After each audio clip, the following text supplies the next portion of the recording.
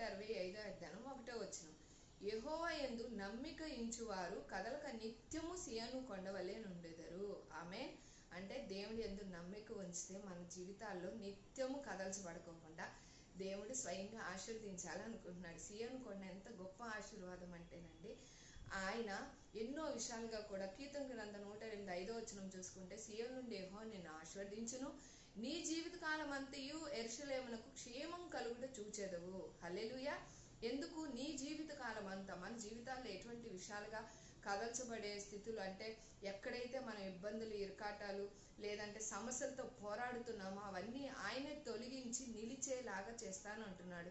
ఎక్కడ ఎటువంటి విషయాలుగా ఉద్యోగం పరంగా బాధపడుతున్నావా అంటే కుటుంబంలో స్థితిగతుల్లో మార్పులు కూడా, ఏంటి ప్రభా ఇలాగే ఉంటాయా, నా జీవితం ఏమైపోతుందో, నా కుటుంబాన్ని ఎలా పోషించుకోవాలో, మరి ముఖ్యంగా గర్భఫలం లేని వారికి కూడా అన్ని విషయాల్లో కూడా అండి, విదేశాలు వెళ్ళే వారి పట్ల ప్రతి ఒక్కరి పట్ల కూడా దేవుడు మీ పట్ల ఎటువంటి విషయాలుగా అక్కడ సమస్యలతో పోరాడుతున్నారు, యుద్ధం చేస్తున్నారు, నేను మీ పట్ల యుద్ధం చేసి ప్రతి ఒక్కటి కూడా మీ యందు నుండి తొలగించి, ఎటువంటి సమస్య అయినా సరే దాన్ని నేను పూర్తిగా అంటే తొలగించి అట్టి రీతిలో నిత్యము నిలిచే విధంగా మనల్ని ఆయన సియోను కొండవల్లే ఆశీర్వదించాలని ఆశపడుతున్నాడండి.